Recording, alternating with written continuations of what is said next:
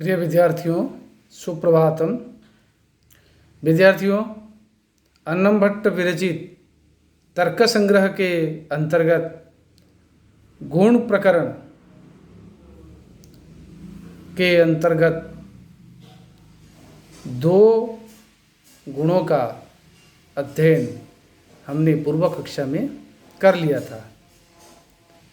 क्योंकि गुण 24 होते हैं, पहले बताया था चतुर्विंशति गुणा, तो रूप, रस, गंध, 2 नहीं 3 गुणों के विषय में हमने चर्चा की थी, रूप, रस और गंध। तीसरे के पश्चात अब चौथा जो गुण है स्पर्श है।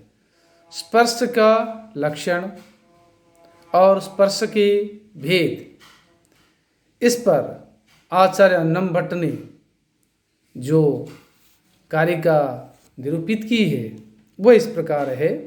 वह है त्वगिंद्रिय मात्र ग्राह्यो गुणः स्पर्शः स च त्रिविधः शीतोष्णानुष्णा शीतभेदात् पृथिवी अप्तेजो वायुवृत्तिः तत्र शीतः जले, उष्णः तेजसी, अनुष्णा शीतः पृथ्वी वायोः। आचार्य अन्नम भट्ट गुण प्रकरण के अंतर्गत स्पर्श के लक्षण निरूपण करते हुए कहते हैं त्वग इंद्रिय मात्र ग्राह्य गुणः स्पर्शः। प्रकारांतर से हम इस प्रकार भी इसका लक्षण बता सकते हैं। वह है त्वगिंद्रिय मात्र ग्राह्यत्वे सति गुणत्वं स्पर्शवत्वं व स्पर्शत्वं। बोले त्वगिंद्र मात्र ग्राह्यत्वे सति, वे हमारे पंच ज्ञानेन्द्रियाँ हैं। पंच ज्ञानेन्द्रियों में से एक इंद्रिय है त्वग इंद्रिय। त्वग इंद्रिय मात्र अर्थात सिर्फ त्वग इंद्रिय के द्वारा ही जिसका ग्रहण किया जाता है, त्वग इंद्र मात्र ग्राह्यत्वे सति। और जो 4 इंद्रिय लगे, चक्षु, नासिका,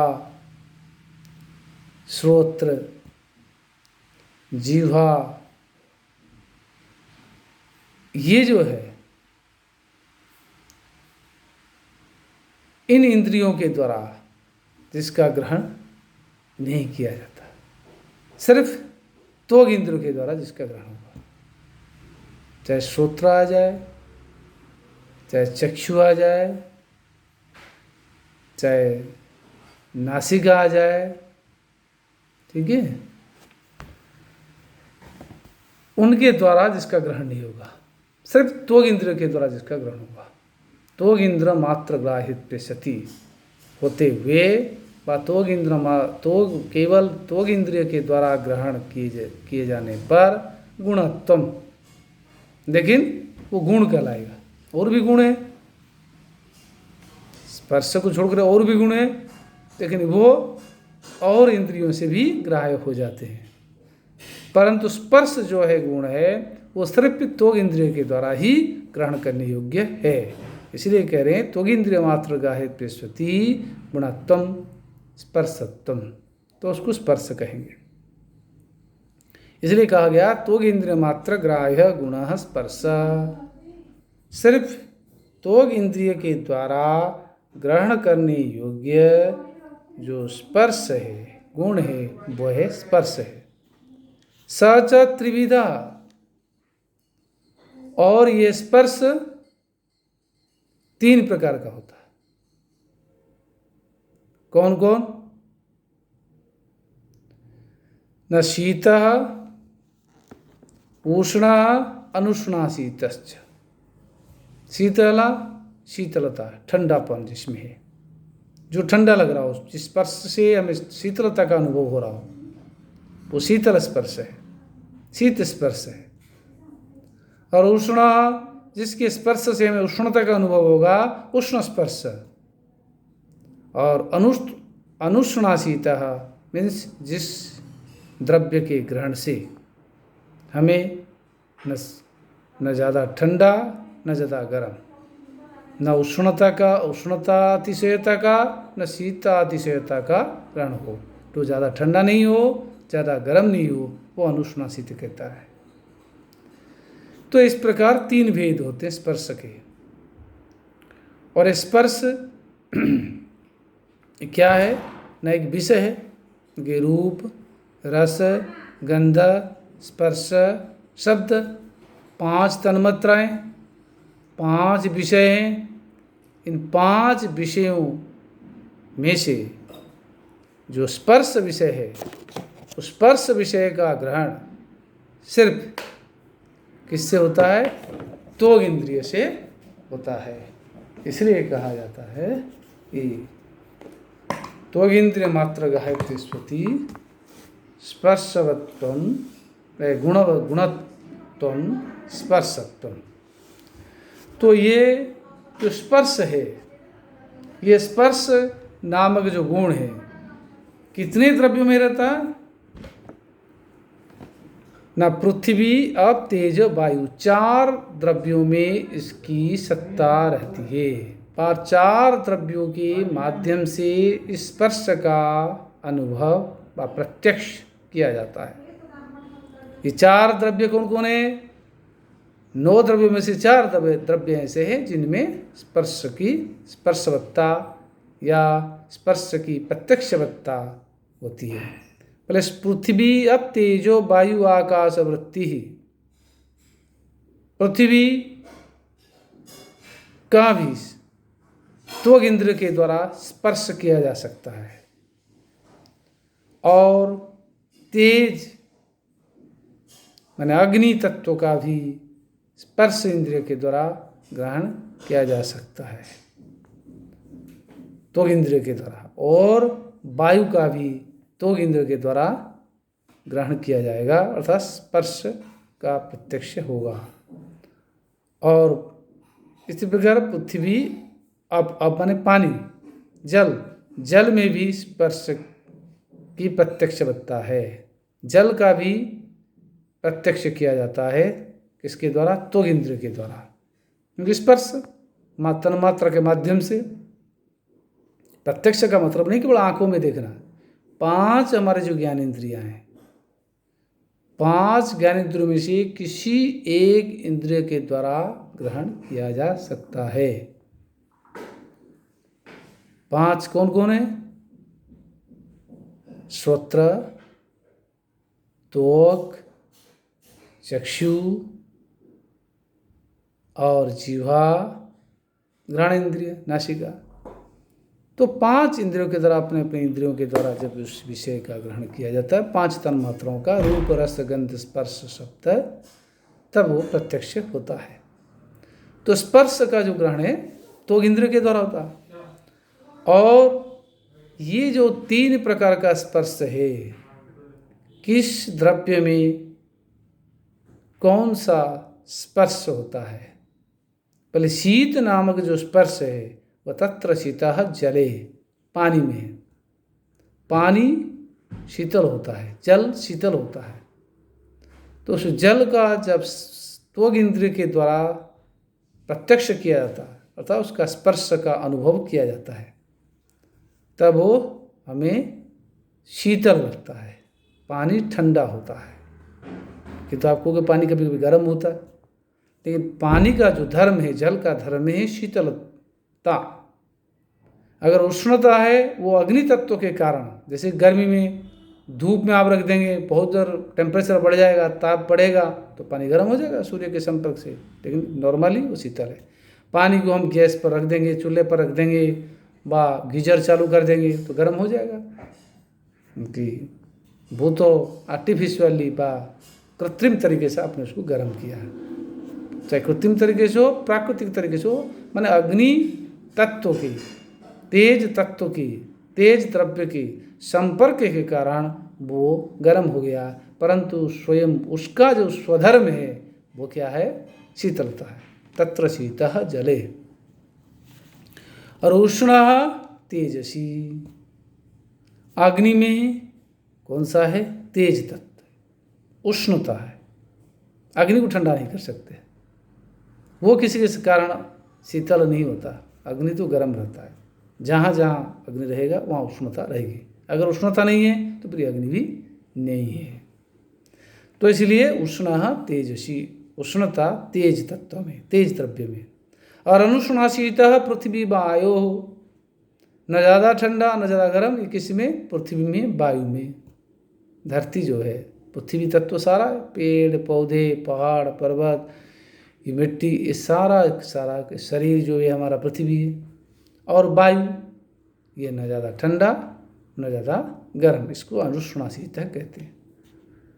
स्वाभाविक धर्म जो है, जैसे जल का स्वाभाविक धर्म है शीतलता, अग्नि का स्वाभाविक धर्म है उष्णता, उसी प्रकार पृथ्वी और वायु का स्वाभाविक धर्म है न ज़्यादा ठंडा न ज़्यादा गर्म, मतलब सामान्य स्पर्श का अनुभव होता है। इस प्रकार स्पर्श का लक्षण और भेद आचार्य अन्नमभट्ट ने बहुत अच्छी तरीके से बताया। अब यहाँ जब उन्होंने 4 गुणों का निरूपण कर लिया है, कौन कौन? रूप, रस, गंध, स्पर्श, तो इसमें एक व्यवस्था होती है पाकज और अपाकज।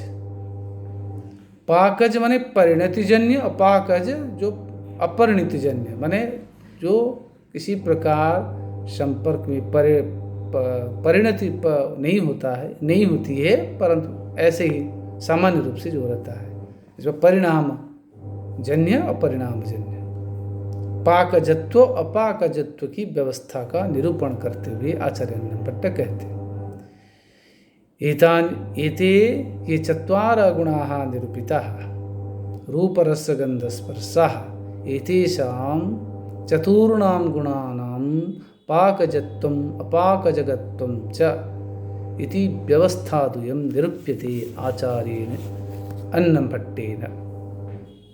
पहले रूपादि चतुष्टय पृथिव्यां पाकजम अनित्यं च। बोले रूपादि चतुष्टय, रूप रस गंध स्पर्श, ये चारों के चारों पृथ्वी में, धरती में, धरती एक द्रव्य, पृथ्वी द्रव्य, पृथ्वी जल तेज वायु आकाश काल दिक् आत्मा मन नवद्रव्याणि, 9 द्रव्य में से पृथ्वी नामक द्रव्य में रूप से लेकर स्पर्श तक 4 गुण क्या होते हैं? पाकज होते हैं, अनित्यम च, और अनित्य होते हैं। पाकज माने परिणति जन, जैसे रूप है, जैसे आम है, आम पकने से पहले अलग रंग होता है, पकने के बाद फिर अलग होता है, सब पाकज है, परिणति जन्य, आम परिणाम जन्य उत्पन्न होता। तो ये रूप, उसका रस भी परिणामजन्य होता है, पहले खट्टा होता है फिर मीठा हो जाता है। तो इसलिए रूप रस गंध स्पर्श, गंध का भी परिवर्तन होता है, जैसे पक जाता कोई चीज़ उसका भी अलग गंध उत्पन्न होता है, स्पर्श का भी अलग होता है। तो इस प्रकार रूपादि चतुष्टय जो है 4 गुण हैं, वो पृथ्वी में पाकज होते हैं, परिणाम जन्य होते हैं, और माने पाक से, परिणाम से उत्पन्न होते हैं, परिणति से उत्पन्न होते हैं, और पकाने से, पाकना पकाना बा किसी प्रकार विपरिणमन होना।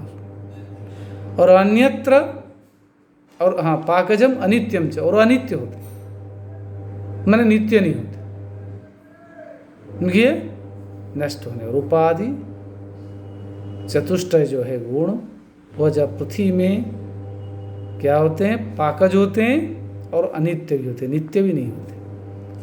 और अन्यत्र, अन्यत्र माने पृथ्वी की छोड़ दे, पृथ्वी भिन्न जो आश्रय है, जल हो तेज हो वायु हो आदि आदि, अन्यत्र अपाकजम, और नित्यम अनित्यम च। अपाकज माने परिणति जन्य नहीं है, वो क्या होते हैं? अपाकज होते हैं। स्वाभाविक रूप से होता, उसमें कोई परिवर्तन नहीं होता, परिणाम विपरिणमन नहीं होता।